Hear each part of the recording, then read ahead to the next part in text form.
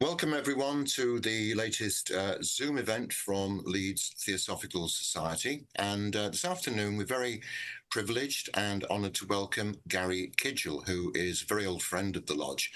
Gary, as many of you will know, is an esoteric psychologist and astrologer. And he's also very interested in the works of Carl Jung and Assagioli. But perhaps he's best known for his two books which deal with the Greek myths. And he's also someone who studied extensively symbology and various other things. So welcome, Gary, for your latest appearance at the Leeds Theosophical Society.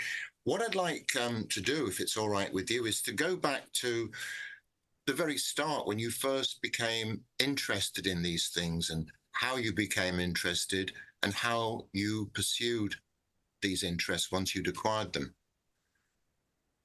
Question, Tim. I'll begin by describing a crisis period I went through at the age of 17 or 18. I began to question the meaning of life. Initially, I found the whole process fascinating. Then I became rather scared because I didn't, well, it wasn't obvious to me that anyone either at my work or in my circle of friends was doing the same thing. And of course, I could make a joke out of it and say, well, perhaps everyone else had worked it out. It was something of an esoteric secret and I hadn't. But it was a difficult period in my life. Unbeknown to me, in my progressed astrological chart, Uranus, my ascendant ruler in esoteric astrology, had turned retrograde. Transiting Uranus was in my first house. I was really being shaken up by this. And I would say I escaped from it by embracing the subculture of punk rock. I wasn't going off the rails. I was actually getting onto them through that. But again, in my early 20s, the luster kind of had worn off a bit. And I was on holiday with a girlfriend, and we came across tarot cards in Selfridges.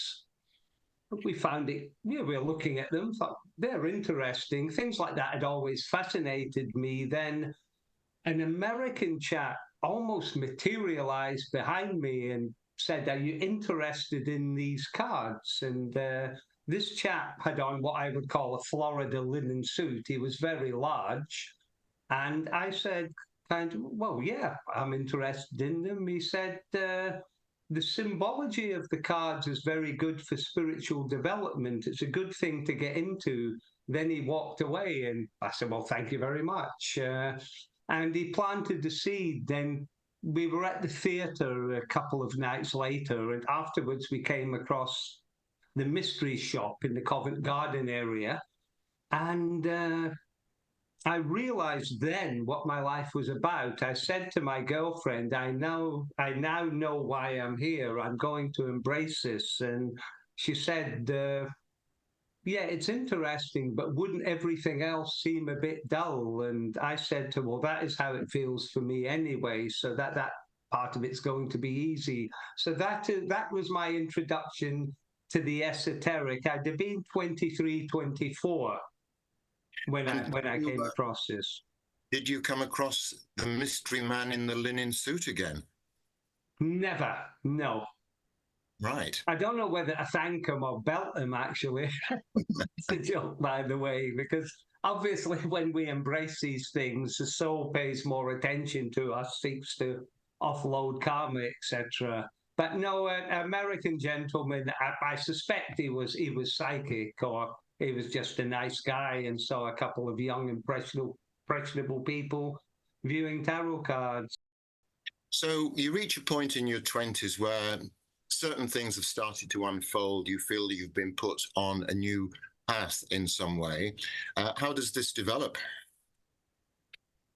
I began studying tarot and related books and the Kabbalah, as well as growing my hair quite long and taking up keyboards, because I always had a passion for lyrics.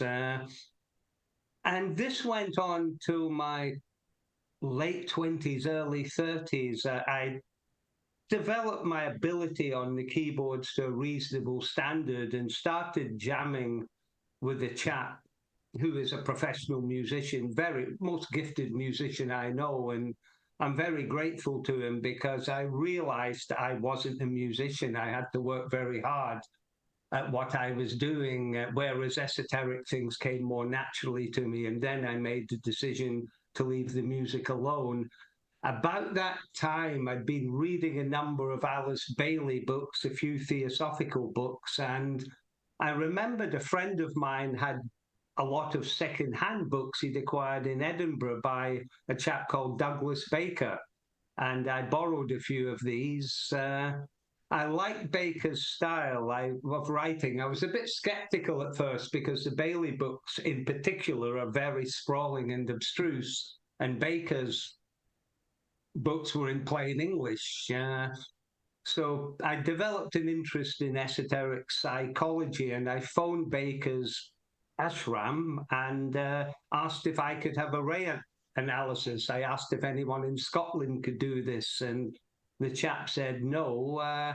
He said, but we have events down in London where our group meet and we analyze arrays of people. So you could come along and be a subject or a guinea pig if you like. And I went down to the Rubens Hotel, I think it was 21st of September 1991, and had my rays analysed. That was the first time I'd met Douglas Baker, first time I'd experienced his brand of esoteric astrology as well.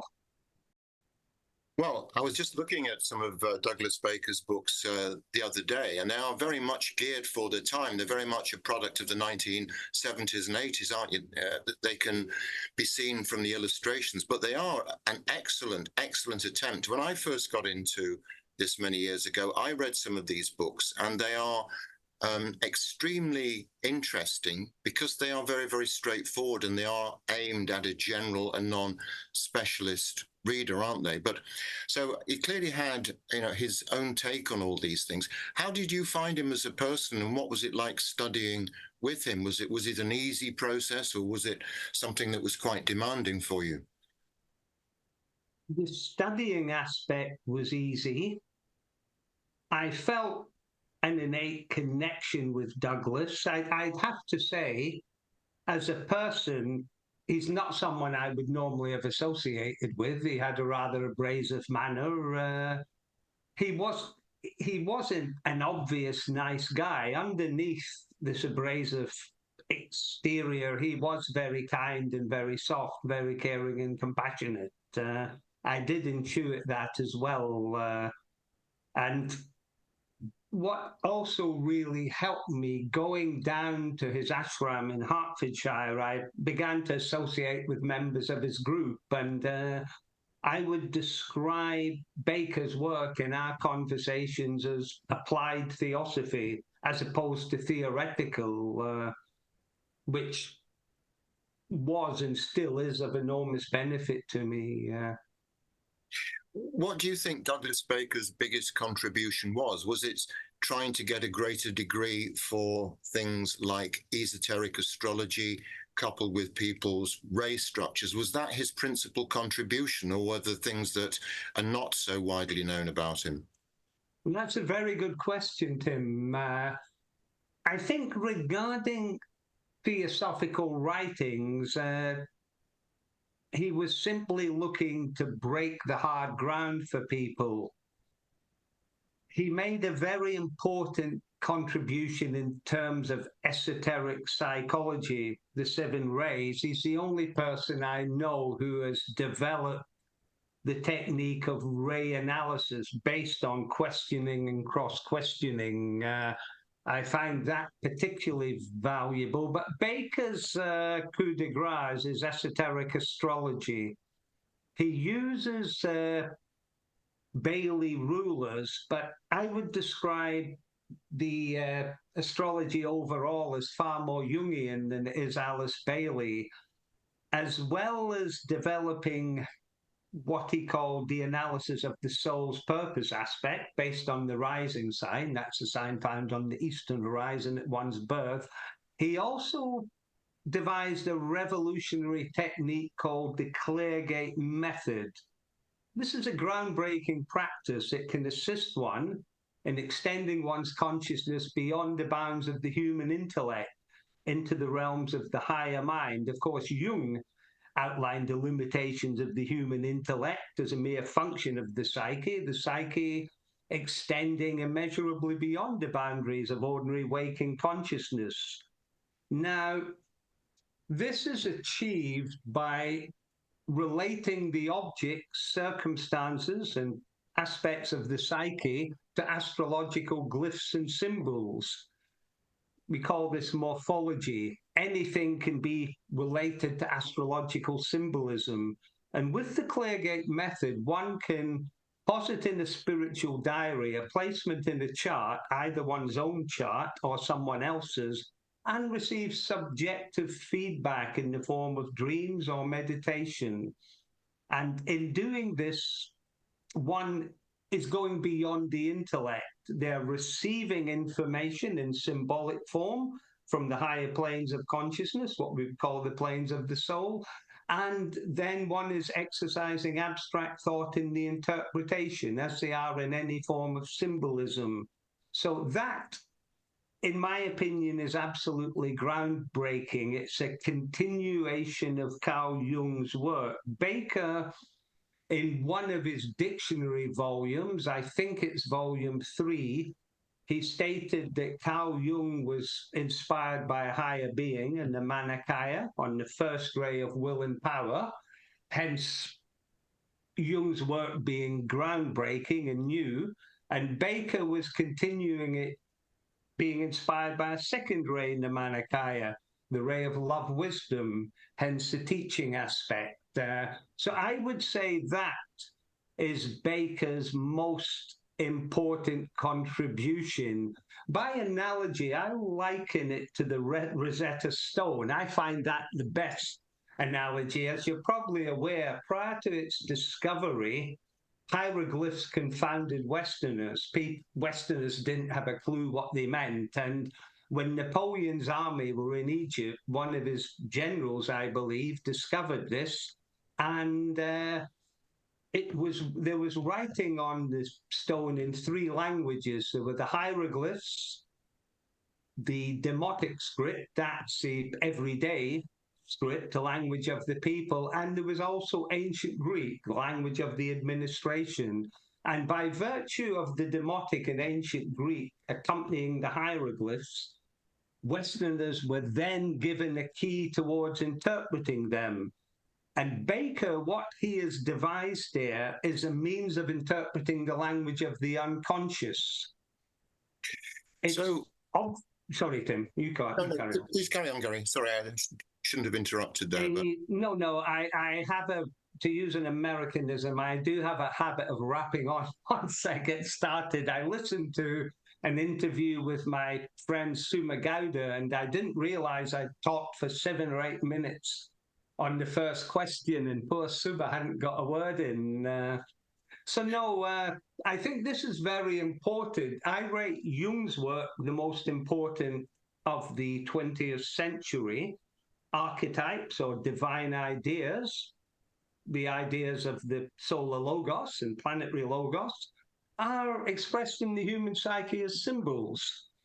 I mean, in simple terms, the soul speaks to us through symbolism, and everything we experience out in the world constitutes a lexicon which enables the soul to communicate with us. So Baker's astrology is providing a key here. It's furnishing us with a glossary towards interpreting symbolism, including our existential symbolism. Just let me pick you up on a point there. You say that he was influenced by a second-ray Nirmanakaya. Was that the principal influence, or were there other influences? Because he had a military career, he was a doctor, wasn't he? He had a very interesting life outside the esoteric stuff. Did he have any other key influences as far as you're aware? subjective ones or objective. a Well, either. In his early works, he claimed certain higher beings, what Theosophy called masters, had contacted him. But the Nirmanakaya contact was the most profound, and it was a very lengthy project to produce this astrological dictionary. I mean, Baker was English but grew up in South Africa. I'm probably not the best person to give a potted bio here, but his father died when he was very young and he was sent to boarding school. I think his mother died when he was about 16. Then he was off to fight in the war.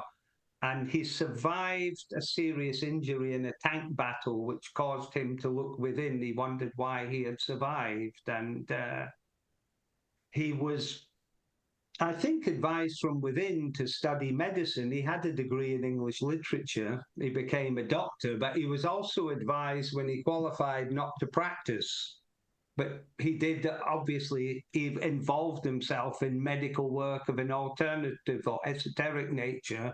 He also advised George de la Ware, the radionics exponent of the 1970s. Baker was involved with that.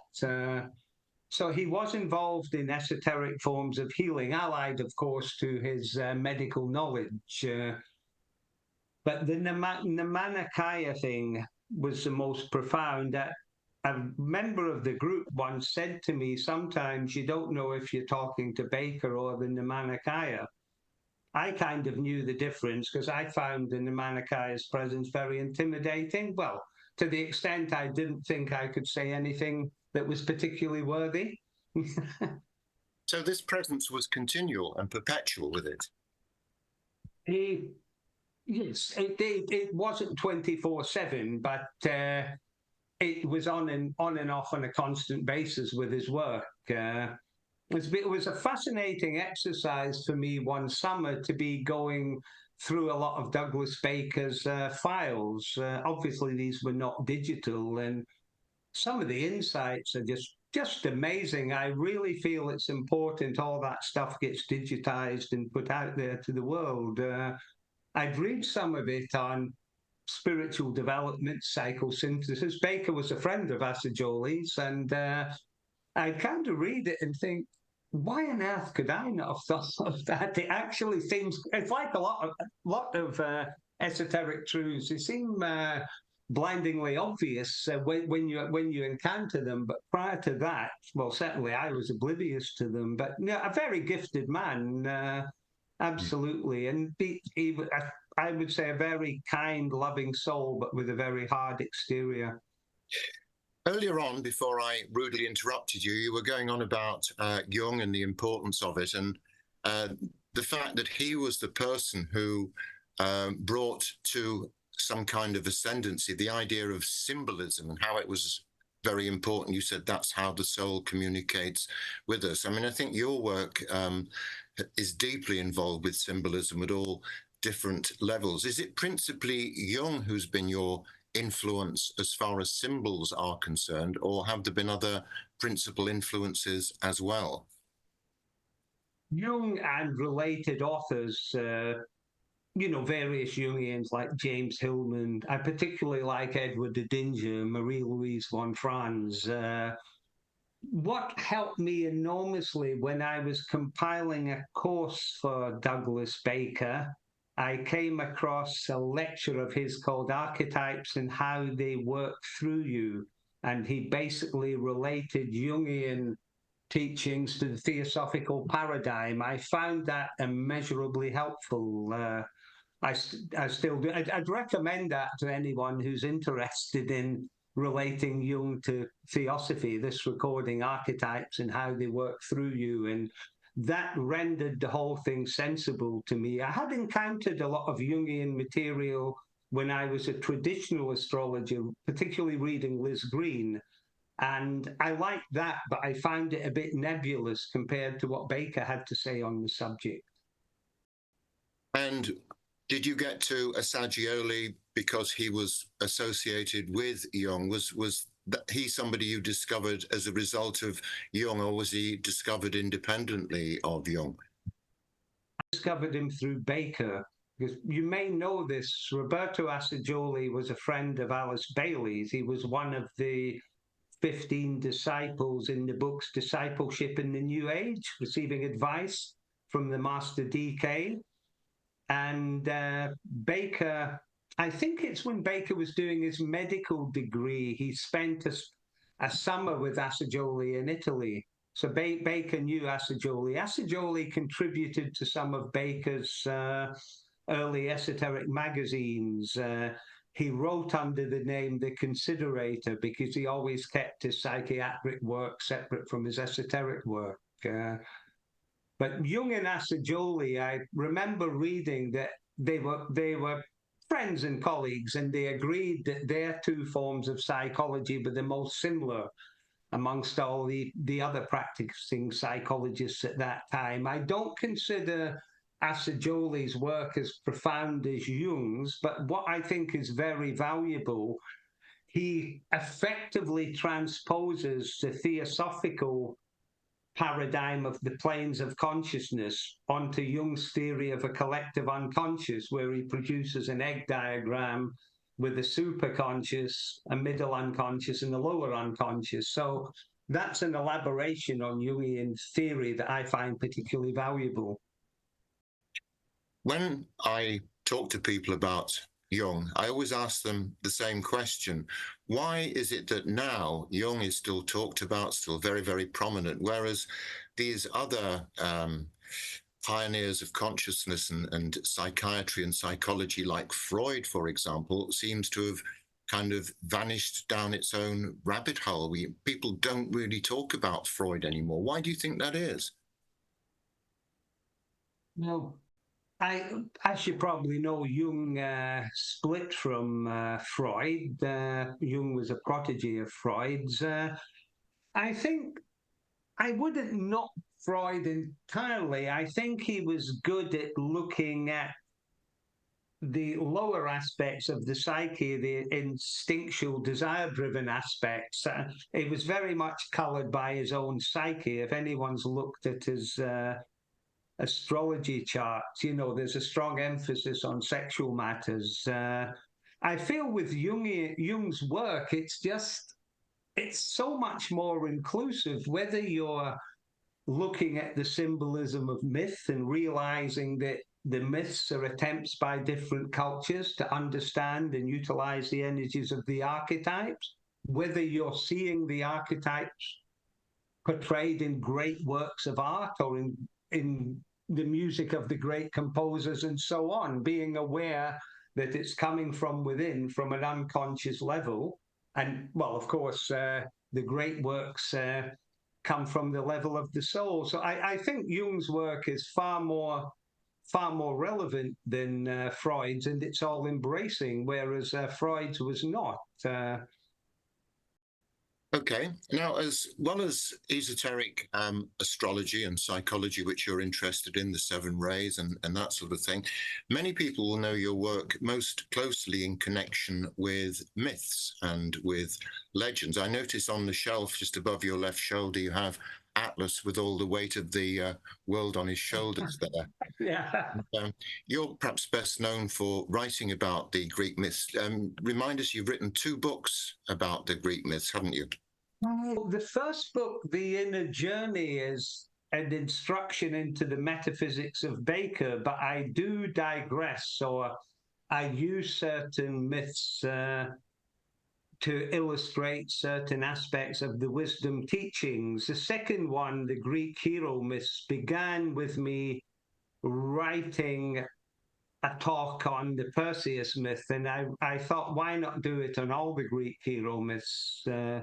I would have to say the Jean Houston book, The Hero and the Goddess, the one about the Odyssey, was especially helpful because it enabled me to appreciate the feminine aspect of the Greek myths, the goddess archetype, which I wasn't particularly aware of, and it's not really talked about a lot by other writers on Greek myths. I'm actually working on a book on the rising signs and their relationship to the soul's purpose at the moment. I really got into writing myth because I like Joseph Campbell's work, and Campbell was heavily influenced by Jung, and I wanted to write some theosophically related books, but I didn't want to do what others had done before, so to speak. I didn't think I had enough to add to the earlier works. I'm not saying that's wrong, because it's important these truths are put out in a modern and more accessible format, but it didn't feel right for me. I like the idea of working with symbolism, which is more challenging, of course, in many respects. What do you think, Gary, these Greek myths, or indeed myths from any other culture, and indeed you've studied many of them, what do these myths have to teach us today? Because we live in a world where people treat these things with, well, they dismiss them, or they treat them possibly even with contempt or superstition or whatever it happens to be. But myths are crucial, aren't they? They're kind of building blocks of our own psychology in a strange sort of way, aren't they? They are indeed. If I could say a little bit about Jung's theory of archetypes, we could trace this back to Plato's theory of forms or ideas. And in terms of theosophy, we would say that the seven rays are the ultimate archetypes. They're at a deeper level than what Jung calls archetypes, but Jungian archetypes, Baker related these to the intent of the solar logos, which would make sense, which means that within our psyche, they emanate from the monad, our divine essence. And for all humans, the archetypes are first expressed on the planes of the soul, what we call Atma Buddhi Manas. But then humanity responds to these at astral mental levels. And it really depends on how evolved one is, what chakras are open, whether they're going to express the archetypes in their pure form, in the great artworks and great literature, or they're simply going to be driven by these energies, but just whereby their desires are activated. And when this happens, when we respond to the archetypes, we create energy reservoirs, or what Sheldrake called morphic or morphogenetic fields. So we're basically building up all these energy reservoirs within the aura of the planetary consciousness, and these are affecting humanity when we respond to astrological influences, which of course are related to the archetypes also. So what the myths can teach us is humanity striving to express the archetypes in their pure form, and how the archetypes affect humanity. Of course, some myths end in tragedy, some end in triumph. I mean, it's the hero myths that particularly interest me, and we can obviously interpret these at different levels, but I interpret them in terms of the spiritual path. So they can be very valuable, but they're only really valuable if we ask ourselves how the myth, the characters, the landscape of the, how it resonates within our psyche, what sort of feelings and intuitive hunches it activates. Joseph Campbell used to say that everyone should find their own personal myth. But I mean, often through writing about the Greek hero myths, I can see aspects of my life reflected in those mythic scenarios. But that's important, asking what the symbols mean to us, and there's an existential basis. Obviously, Tim, for example, when Hercules lifts the Hydra out of the swamp, the Hydra, the lower nature, we relate it to the dweller on the threshold. Your Hydra is going to be different to mine. There's the same underlying archetype there, but you will have had experiences in your life which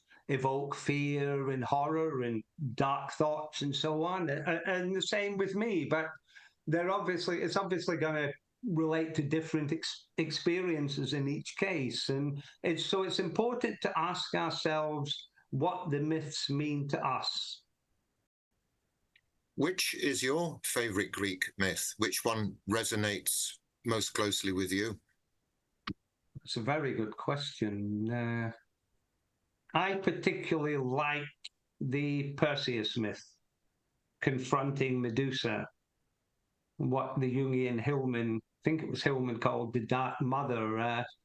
I think to break down mythic interpretation, to simplify it, I always like to go to first principles. I do have a first-ray mental body, which isn't always apparent, but to view feminine figures in myth as aspects of what we call the goddess archetype.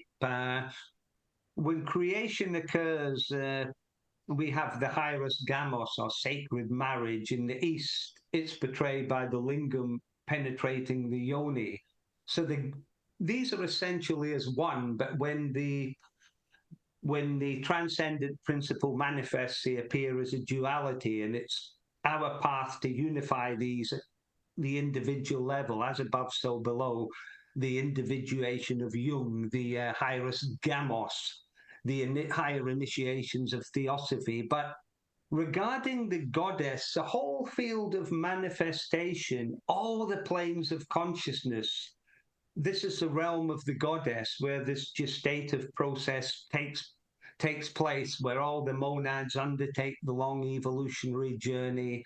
And so the goddess figures in myth relate to this, relate to how creation can help one, can hinder one, and so on. If you find in Greek myth that Hera is often putting obstacles in the way of the heroes, but that's part of the testing process. That's how they can grow.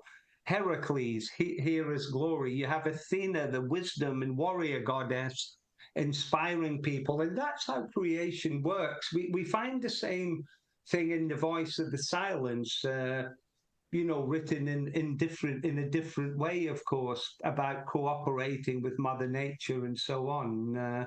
I like the Perseus myth because I like the idea of the purified personality that can reflect the light of the soul, i.e. the mirror shield, which enables him to confront Medusa, the horrors and terrors of existence, the dweller on the threshold. But because the light from the soul is shining, once consciousness is taken to a higher level, Medusa can be dealt with. And then Pegasus emerges, the winged horse, the capacity to soar to the Olympian heights, Atma Buddhi Manas.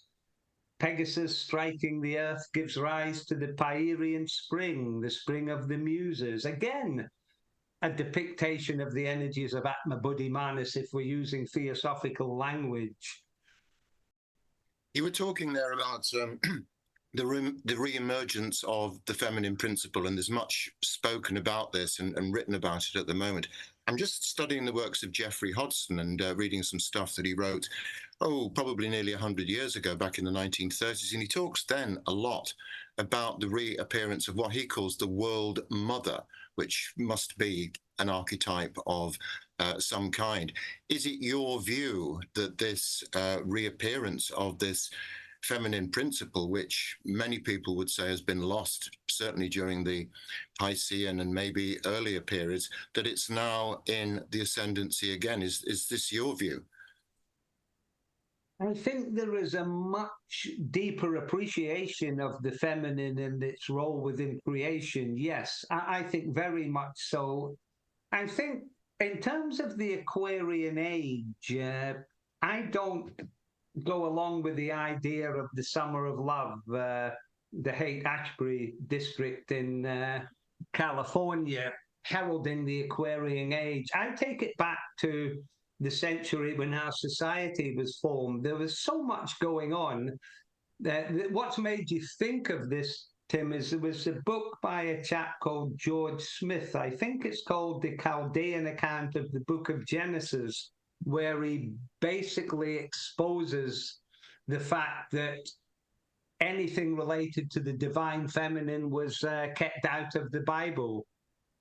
And, that was important. What was probably more important for the Aquarian age, even in our society, I think, was the New Thought movement in America. because it's a form of magic, and the Aquarian age is very seventh ray. The ability to take something intangible and give it tangible expression. Of course, I'm wrapping a bit again. You had Darwin's Origin of Species, which questioned the biblical account. If I could crack a sarcastic Scottish joke, did you ever find your copy that went missing from the Leeds Lodge? No, and I think you also had communism at that time. I mean, I'm not banging a drum for Soviet Russia here, but communism as an idea is very beautiful. It's based on equality and it's ruled by the seventh ray. So all these things were getting thrown into the mix then. And of course, a lot of the people who've influenced you and I and many people who are participating today have been women. The esoteric movement has had notably strong and influential women, obviously Madame Blavatsky herself, but also people like Alice Bailey, a woman some people don't even like to discuss because they find her works somehow difficult. I mean, you would say about Bailey, I've read much of her work. It's not the easiest read on the planet, is it? I mean, it's very, very dense. No, it really isn't. No. I mean, it's not even a sort of like a gateway drug, is it? It is the drug. You know, it's kind of like almost like the fentanyl of esoteric things. But once you drill into it, there's some really interesting things there. And I certainly see her as a natural progression from Blavatsky. And yet there are people who say, oh, she perverted the teachings of Blavatsky. How do you react when you hear people say things like that?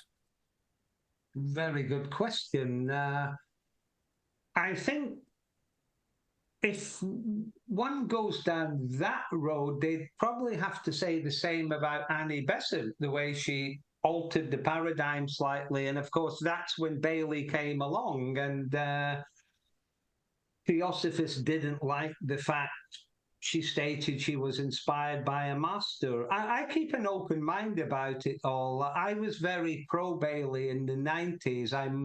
When to say pro Theosophy, I feel they all come from the same font. It's a bit ridiculous to be looking at different. I mean, you have the Steiner people as well, who the most out there statement I have heard in the esoteric is the fact that the Steiner one, that HPB was occultly captured by Eastern adepts, and the teachings should all really have been Christian, but now she's working for Rudolf Steiner.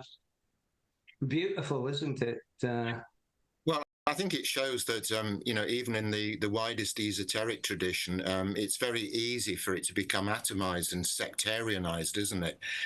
Just the way that Christianity and many other religions become atomized. And yet I get this feeling now that I do get this feeling that a lot of people who are interested in this stuff are beginning to push back to this, kind of us and them approach. Oh, we're the Theosophists, and then there's everybody else out there, as if it is two, parts of one polarity, and it isn't at all like that.